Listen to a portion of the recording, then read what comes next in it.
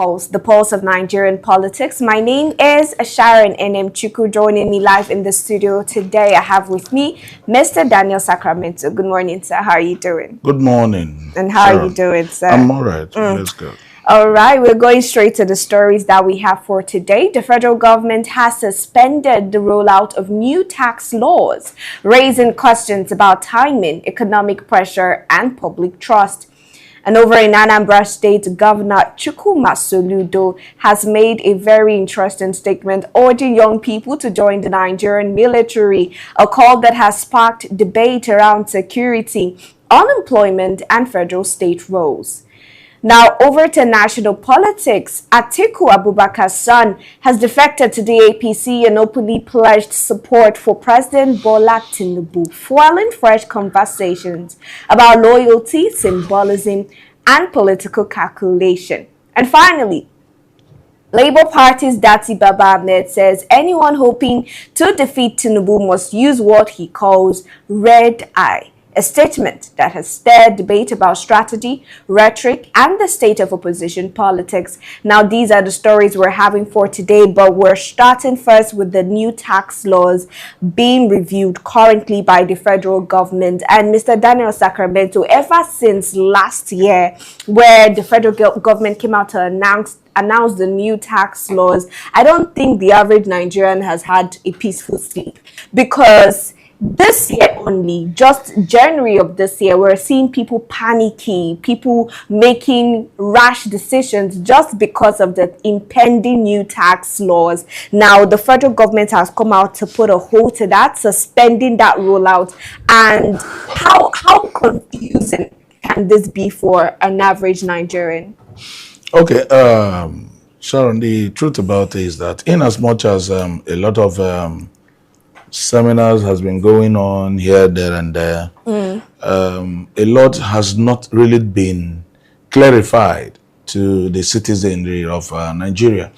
In the sense, the common man, the people, the market people, all those people here and there have not really, gotten themselves prepared for what the new tax law is all about. So I believe that why the federal government has to put a hold on it, because they said it's going to start January 1st. Why they have to put it? Because maybe a lot of people have not really, even the elites have not really, fully understands the nitty-gritty inside the... Even banks have not understood. Yes. Because, sorry to cut you short, sir, there's the news that we talked about where the federal government said that they were to remit a 7.5% VAT. That is VAT. Do you know that there is a certain bank I'm not going to mention that was already taxing its customers even before the date, which is 19th January? Yes, definitely. A lot of discrepancies will go on, because of checks and balances is not there. So people, the federal government need to put up a rightful, doing things, hushy things. This government has A1 in it. Yes. Remember May 29th, we've not really planned how to live without a fuel subsidy. The president just announced it, and it took effect, which shouldn't be so. There are level of participation. There are level of people who needs to come into play into what we are doing. People need to understand it properly. People needs to be involved. The whole grassroots people needs to know the exact what the new tax law is all about. It has to even push down to the grassroots, so that people will understand what it means. Now, we are still trying to fight and to understand what tax laws are. And all of a sudden, just 3 days ago, you started the 7.5 VAT. Bringing a lot of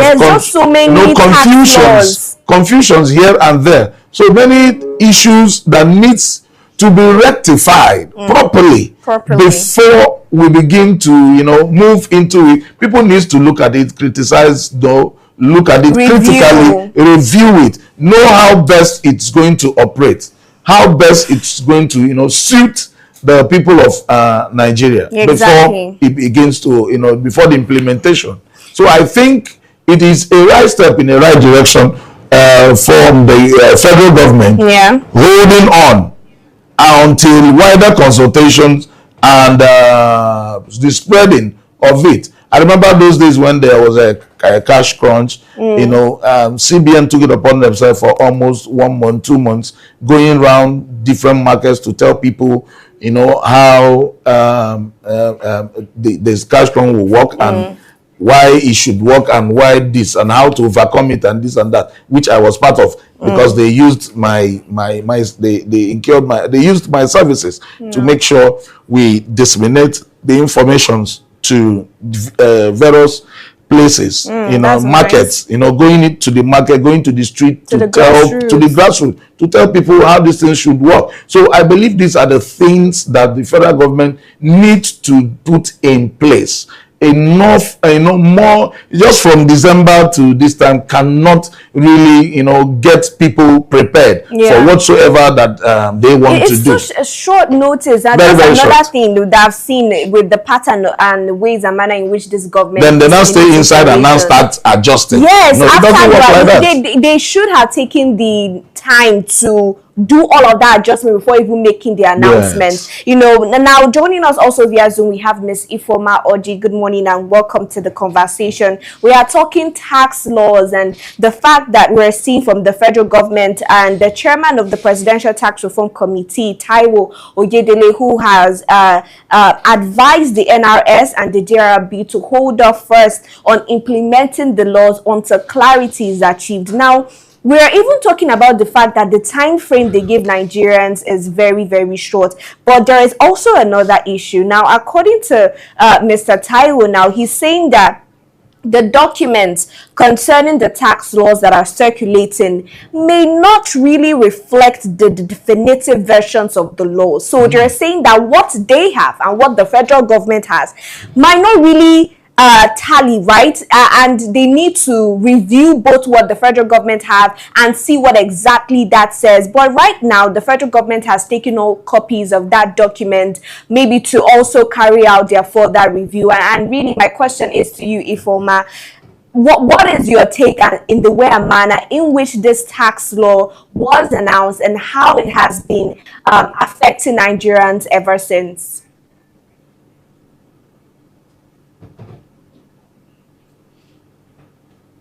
Ifoma, did you get that question? All right, as soon as you join us, you just answer and let us know. But to you, Mr. Daniel Sacramento, the fact that what Mr. Taiwo is saying is that the document that they have and the document that the federal government has, he fears that there is some discrepancies between those two documents. Yes, there is. If you remember, the House members too are having issues. They say what the federal government submitted concerning the tax is not the same thing that. So there is a lot of confusion here and there. You see, when my problems with this government, like I rightfully said, not bringing up good ideas is always good, but rushing to implement without wider consultation, without properly harnessing. There are economists, there are people in law, that understand taxes, taxation. There are associations of taxation people in Nigeria, that needs to come on board and break these things down. So that the common man could assimilate and understand that we need to imbibe the culture of taxation in the country. So these are the things that need to be done, not just hushy stuff, just to rush in, bring up ideas, and you rush into it without proper understanding. Exactly. This thing needs to be passed through even to secondary schools to understand what these taxations are, what it means, to how it's going to help the economy, how it's going to help one's life.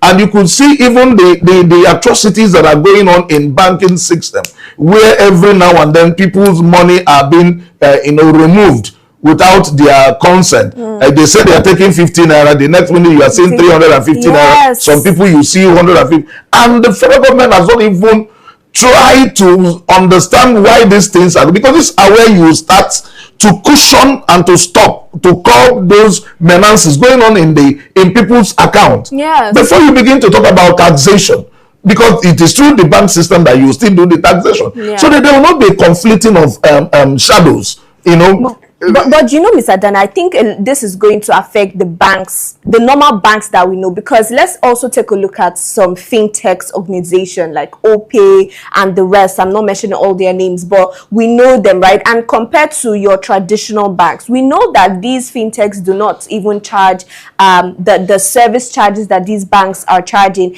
And even right now with the new tax laws, you can just, by the transactions that you do via your bank, you see that there's a difference. A certain bank will tax you, another bank will not tax you. So how do you think, just right now, maybe even on the long run, this is going to affect the balance of things when it concerns? That's exactly what I'm saying. You see, these are the things federal government needed to solve it, you know, to trash it out first, before you begin to bring a lot of introduction of new ideas that we know Nigeria is garbage in, garbage out. You bring in new ideas, it doesn't see the light of the day. They just do it when it has to do with people's finances, knowing fully well that the economy of Nigeria is not really, you know, it's not really favorable to everybody.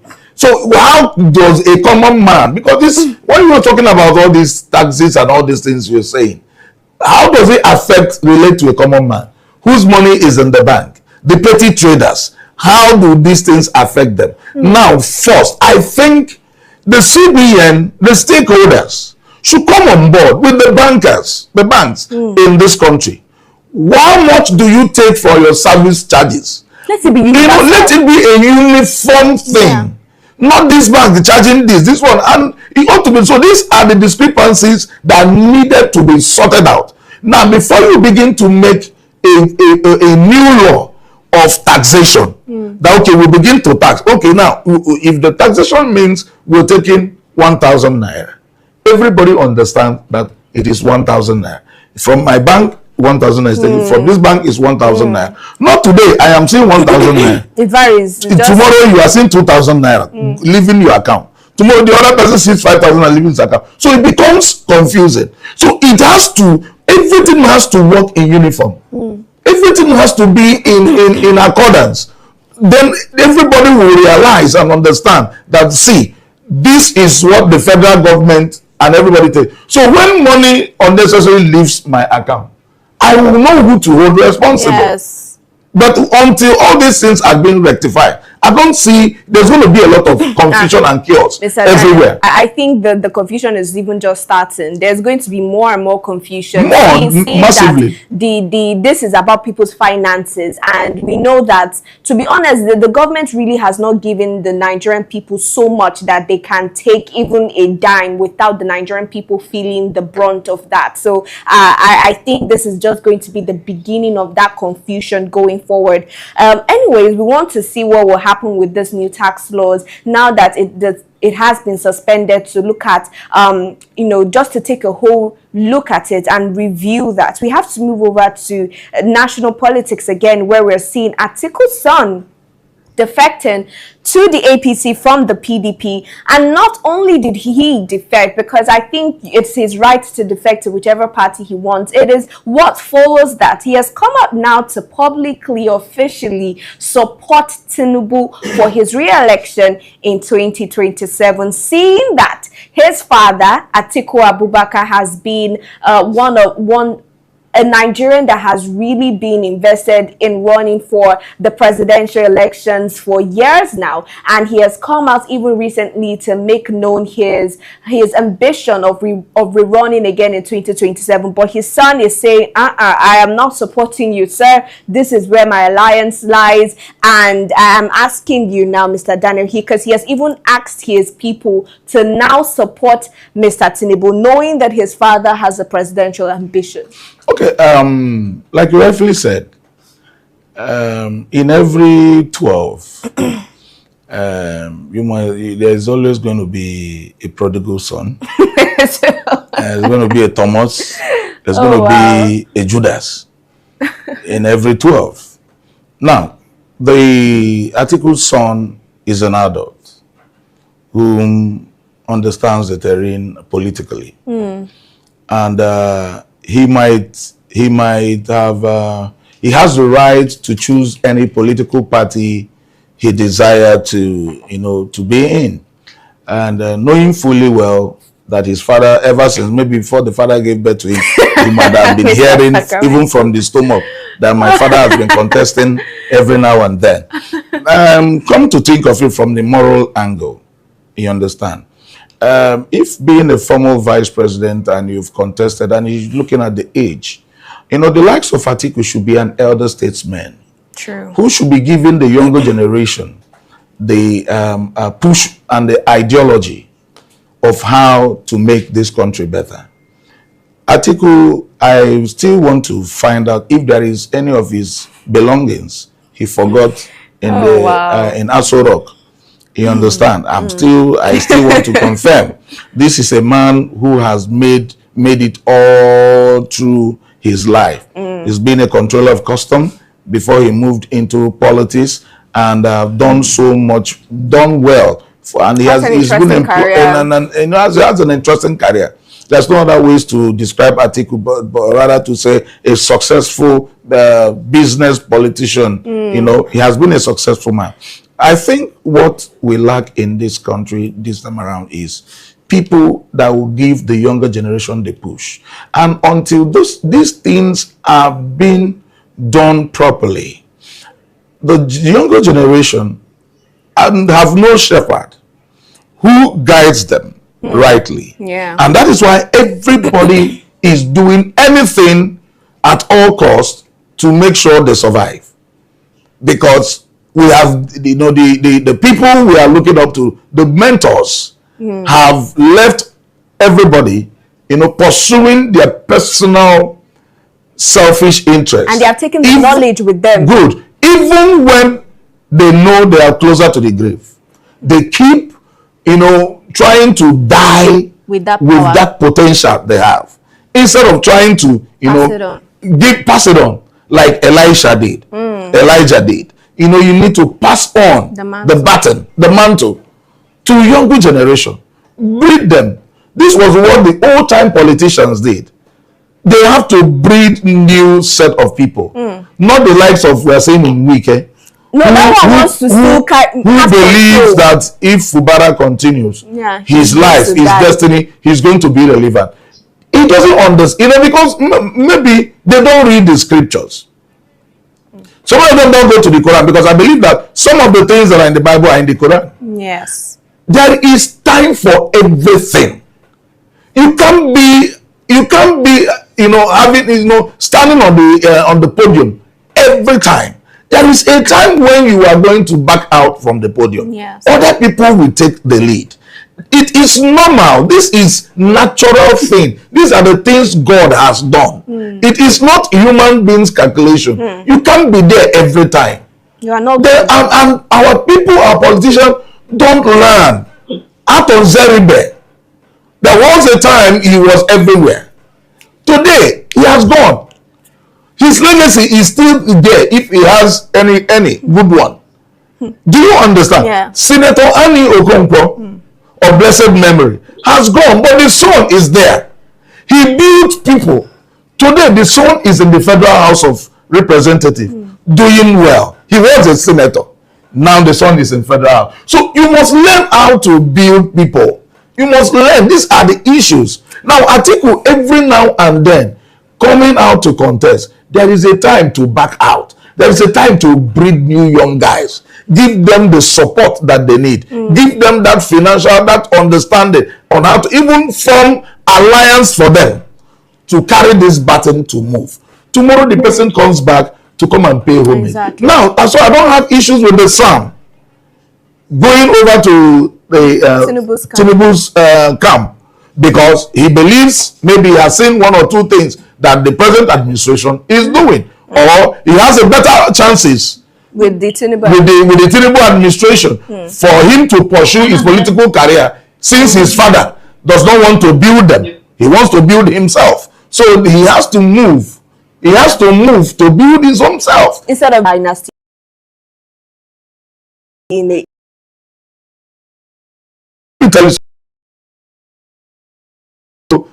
his age. Okay. Atiku shouldn't be coming out for politics anymore. Talking about his age. Okay. So definitely, even when he is leaving, it is not a crime that one of his son or two of his son or daughters is into the system. Then he stays aside, giving them the direction. And it doesn't stop him from building other, like Fidelity, who is the present governor of Adamawa, is his boy. It's his boy. So it's not basically mean that because his children is there, that is building a political dynasty. Okay. No, that is not what it means. But giving your children that, anyone that shows interest in politics, you must guide them put them in the right direction. I think I agree to that. And also, this particular defection from Atiku's son just really says a whole lot. There's so much, if you look at it right from different angles as well. What you said is true. It might be that his father, Atiku, has not given him as much support as he needs politically, seeing that he is also politically inclined. And he has just moved his ship to where he feels that his light will shine more and he will be more recognized going forward. And also the thing you said about Atiku Abubakar just being an elder statesman and giving advice and giving support, even financial support, I also believe to the younger generation is really, really spot on. Anyways, still joining us via Zoom, we have Miss Ifoma Oji. Good morning. If you can hear me, let me know. Good morning, Nigerians. Good morning, Sharon. Good morning, Mr. Sacramento. Welcome. Now we're at the middle of the conversation already. So we're talking Atiku Abubakar's son defection to the APC, and not just that, but he has come out to publicly say that he is supporting President Tinubu for his re-election, and that is our discussion. So I would love to have your take on that. Okay, thank you for the question. I think that is a natural phenomenon in our political landscape. It's not something that is new. Though a lot of people might have different opinion, but I mean, he is a citizen of Nigeria, and as so, he has the right to join any political party that he deems fit or suitable for him, regardless of the fact that he is the son of the coalition, what's it called, leader or part of the coalition, party. Like I said earlier, he has every right to join any party. And just like what you both have been saying in the studio, that there's possibility that the father didn't live up to his own expectation, and that is why he has taken his own path.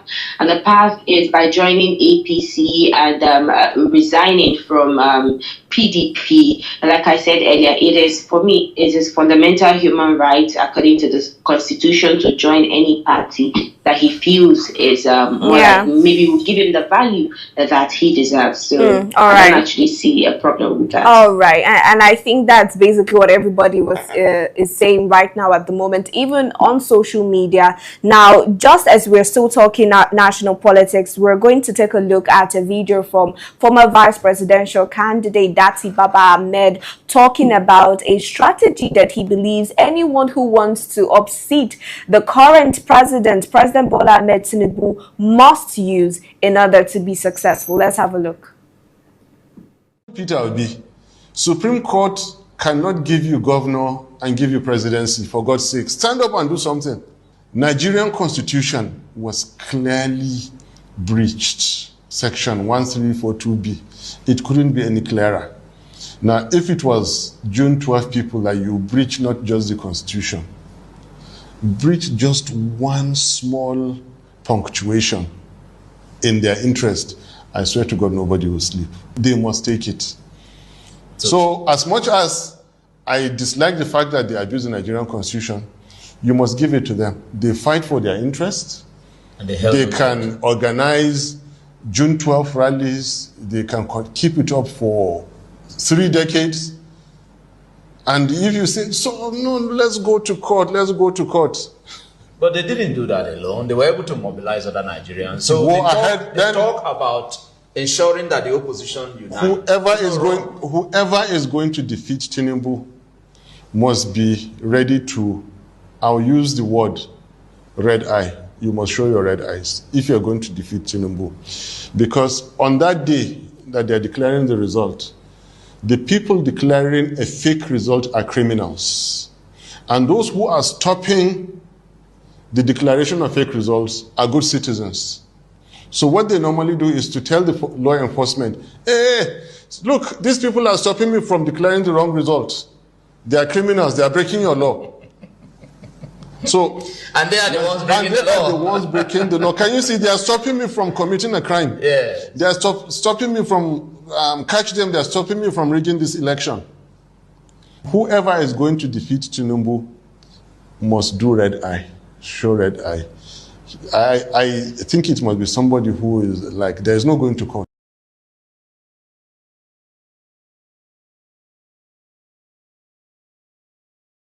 Datti Baba Ahmed talking about his relationship with Mr. Peter Obi, citing the court case after Tinubu won in 2023 and saying that the court cannot give you governor and still.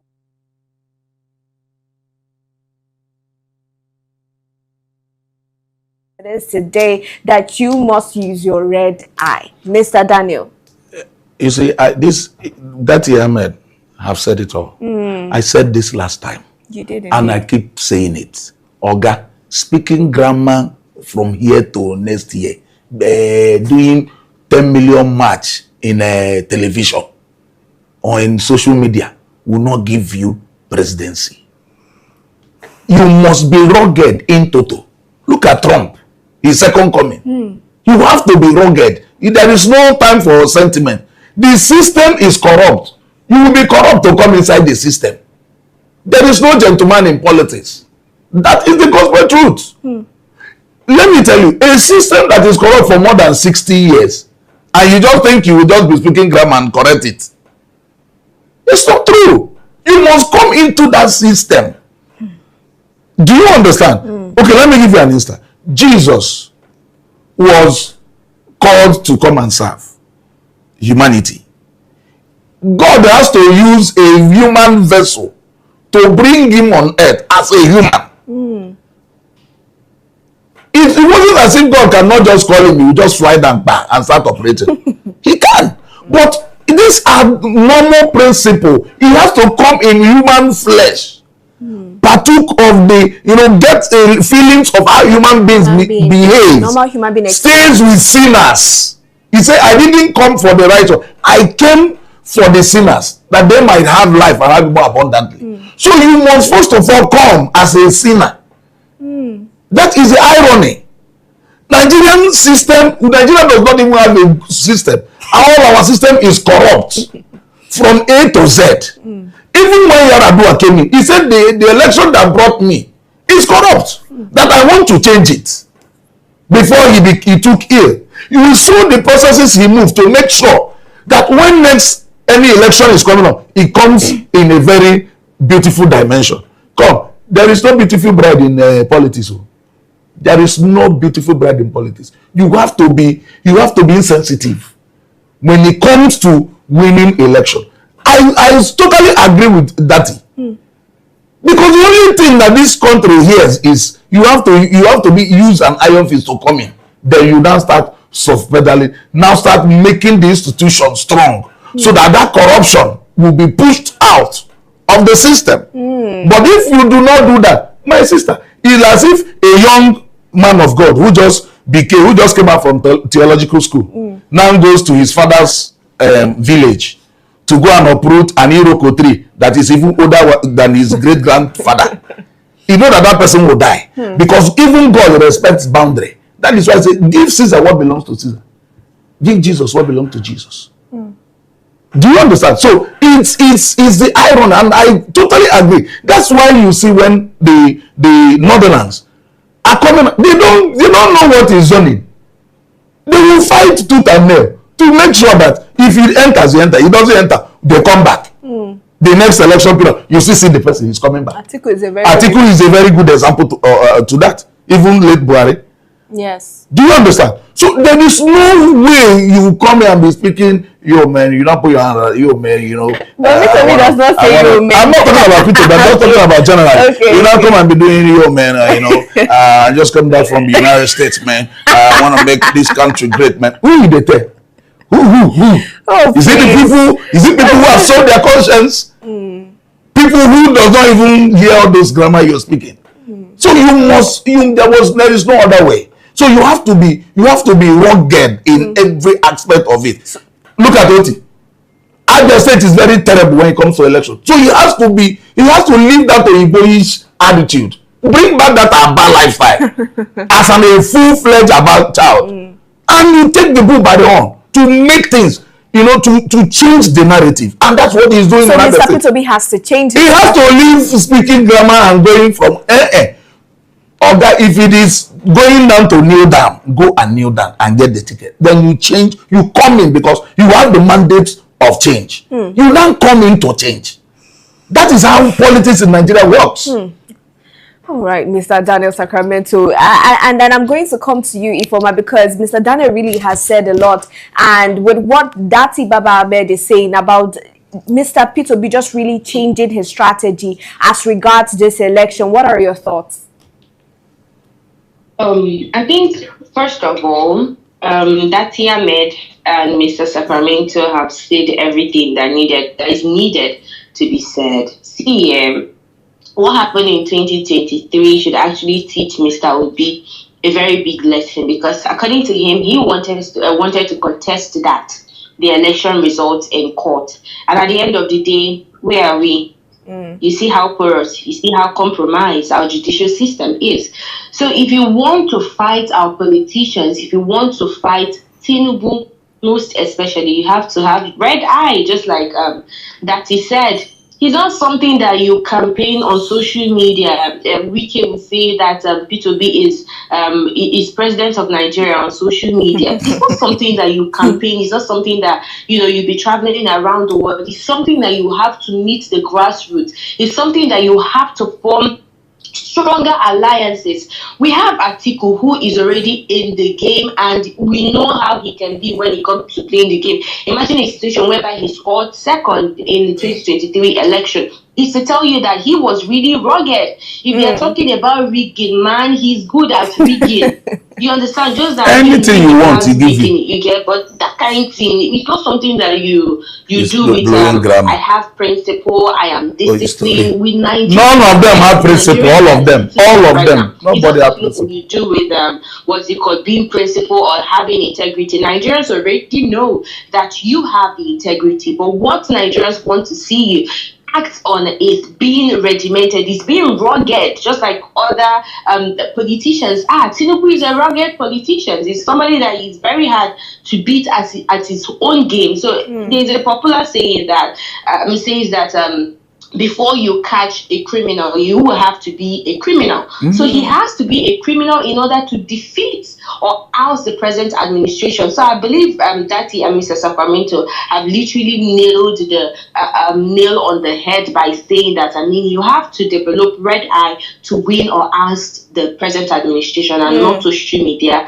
campaigning or presidency. Wow. And seeing that this is coming from the close allies of Mr. P2B, of the his vice presidential candidate, and I'm also sure that I've also heard the same thing from Mr. Kenneth Okonkwo, when he was talking about his relationship with Mr. P2B and why he has moved camp to the ADC. Anyways, we're still talking, politics, and I think Mr. P2B should be paying attention to advice like this and suggestions like this, especially from people who understand the political terrain. I'm not saying he doesn't understand. Maybe he just has refused to play by what he has seen so far. I think 2027 will tell us if Nigeria is ready to choose somebody who is not rugged or someone who is rugged. We have to come down to Anambra State, where Professor Chukwuma Charles Ludo has urged the youths in the southeast generally to enlist in the Nigerian army, saying that the civil war ended January 15, 1970, and he called on all Igbo youths to move forward and actively participate in national development. But there is something that he said that has gotten a lot of people to talk. He said that we cannot continue to live in the bushes, right? That if you do not join the police or the army in the next 15 years, you'll be complaining about the absence of senior military officers from your region. And he reiterated what he said again, that human beings do not live in the bush. Now, my own question is, I do agree that people should be more involved in the Nigerian military, but is the governor in any way suggesting that the southeastern youths are behind the tag or known gunmen we've been seeing? Definitely, that's exactly what he's saying. Yeah, and he has not, for once, he has never ceased from saying that. Just yesterday, two Igbo people, Southeast guys were gunned down by policemen because they caught them in the bush. They're kidnappers. Yes, just yesterday. So the truth about it is this: what the governor is saying, because this man has served the country, he understands. Every year, there are quotations given to every region, and in every region in each state. And the truth about it is that if we continue to neglect what comes to us, that is where we say we are being marginalized. And that's the truth.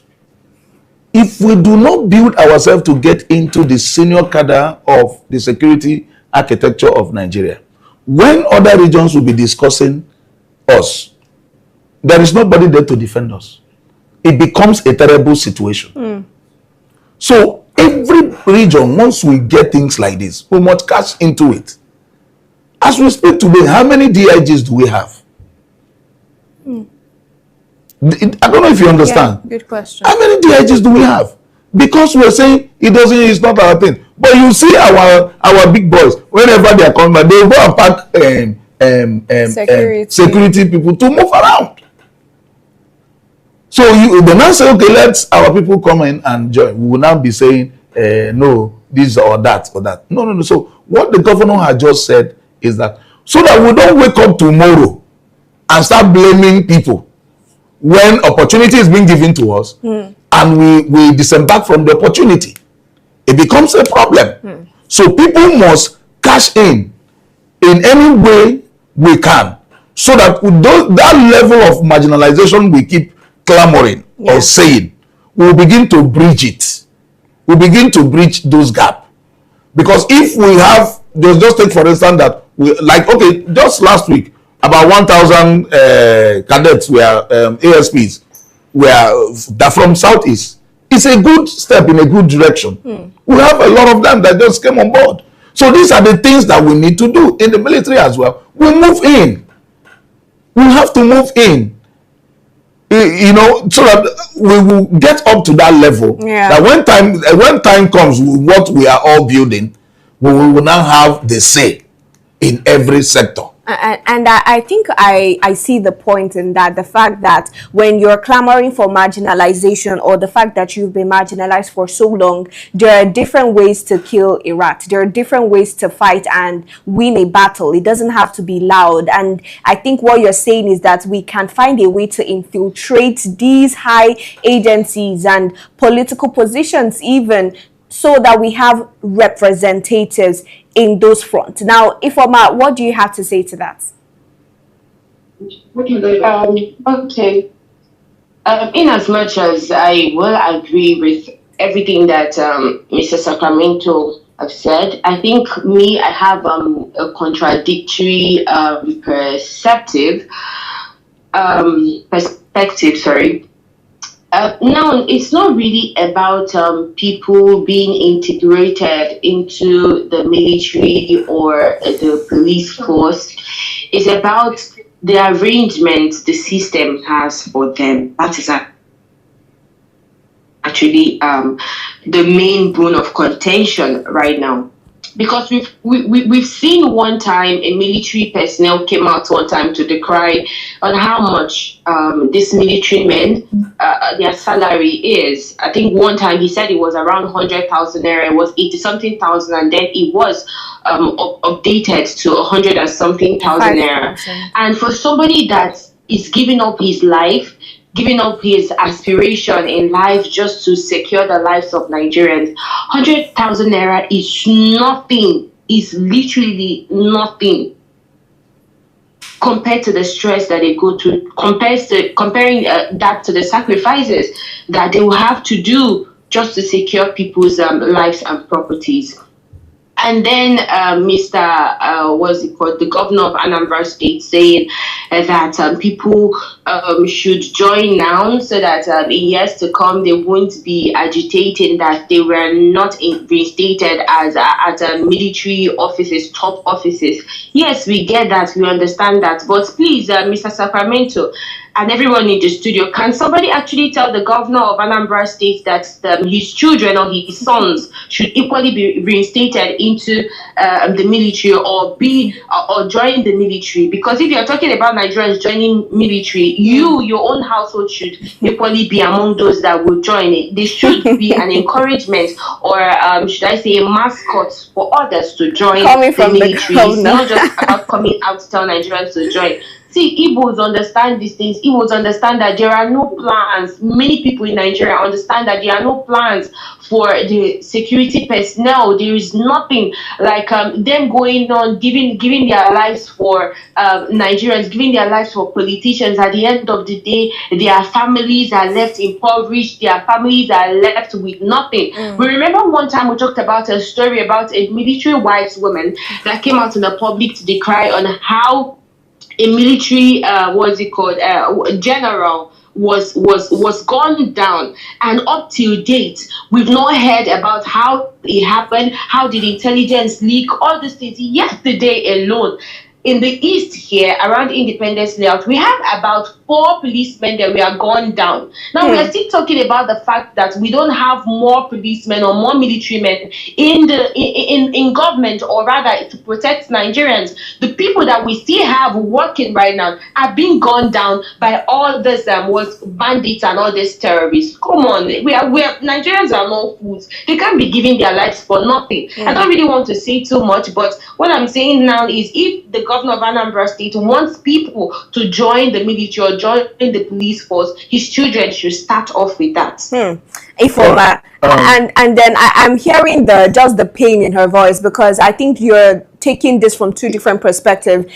She is saying that for the governor, now the military agencies so far have not provided a welfare package or anything in the long run. That's exactly what for people. I want to go there now. It's we're saying 2 different things. Do you understand? When we're talking about it's a general issue. When you talk about welfare is a general issue that needs, which although just this week they've been a kind of review. The new defense minister, General Chris Musa, they've started a kind of review with the federal government on how to review the military men's. Interesting. There's been a review. The present administration is trying to have a lot of reviews in some certain things. Now, the truth about it is that asking the governor for his children to... The governor is not forcing anybody to come and join. He is only telling us, tomorrow, you don't come out to cry. You are being marginalized. I remember when there was a lockdown everywhere. 2 checkpoints that was somewhere in Anambra State. The whole places was in chaos. The level of thing the people were passing through on the way was terrible. And who were the people that were manning those positions? They were from other regions. So this is a very massive issue. So we are not doing it for the governor who said that. The only governor is saying, take these chances when it comes, so that you don't live to regret, because we are the people that have been crying about marginalization. That is it. So it's not. That's just being biased. You don't say put it to his children. He didn't call anybody's name. He said everybody. He said everybody. He didn't put it to his children. I mean, you can't put it to his children. He should go and start telling people. He's advising his citizens, the people he's governing. That's what he's saying. So let's get it. I don't like twisting words. When reality comes on ground, we take it, because these are the part of the thing. Hold on. These are the reasons. These are the reasons why we have the UGMs and every issues that arise in our region. These are where it started from. because we do not have quality representation anywhere. Other regions were taking it when it was coming. As we were busy going into a container and shops, when other regions were taking things seriously. So we must understand that fact. It is not these not issues that we will use to bring in sentiment. It's reality. Since Yejirika left as the general of military, they retired. Hold on, please. They retired when Buhari came up, but they retired all the generals. Our people. Please, please hold on. You don't know what we're saying. What he's saying, he didn't call anybody's name. He said, if you choose, it's a choice. So you don't bring it to a particular person. When we are doing something when we are saying something that is reasonable, we don't. Hello, he didn't say if he wants, he knows what to do. Okay, I don't like a situation whereby you just bring up unnecessary arguments. It's a conversation. Unnecessary conversation. Let's put it like that argument. No, I don't want you to speak down on. No. What I'm saying in essence is this. See, hold on. You don't bring in. You don't push into people's children. When a life stuff, we have to be very when we're talking. A man brought up something. It's a very simple thing. It is whether if you like, you take it. If you don't like, but he said, do not cry after. That's it. It's a simple thing. So that is it. So you're not saying his children. No. I don't like. I like us staying in the confines. I understand what. I like us staying in the confines. Even if I like that. No. I like staying in the confine of discussion. I don't push things to people's family. That's me. It's absurd. You don't push to people's family. You stand in the context of discussion. Okay. That's what makes discussion very interesting. You don't push it to people's family. That's the truth. And I think that because of just the severity of what has been going on as per insecurity, and also how bad things have been in the military and how people have died and how they have been treated unfairly in the military. This is why we are seeing this much passion when we're talking about these things, because we have one or two people that we know personally that have been affected by the situation of things currently, both from your perspective and from Mr. Former's perspective as well, is what we're getting here. And I think generally going forward that when we are talking military or we are talking security, that everybody should understand that we all have a role to play going forward in order to secure the lives of people. Does not deter the spotlight from the government in doing what they're supposed to do, to also ensure that the lives of these people that are sacrificing their entire life to see to the protection of Nigerians are well taken care of going forward. Anyways, because of time, we're past time already. We have to call it a wrap on the conversation here today, and we will continue as we have more updates on the stories we treated today. Thank you very much to my guests. I have Ms. Ifoma Oji joining us via Zoom, and of course Mr. Daniel Sacramento for doing this with me on the conversation today. And to our viewers, I say thank you for joining. If this is your first time, you just watched Morning Pulse on Active Citizens, and if you're yet to subscribe to our YouTube channel, please endeavor to do so. And follow us across all social media at Active Citizens. You can find us as well across all media at Sharon Chuku and Dewey Former. You can find me on Facebook at Oji Sophia and on Instagram at Misolex. As for Mr. Daniel, he's always in the studio. Till we see you later today, do have a good morning.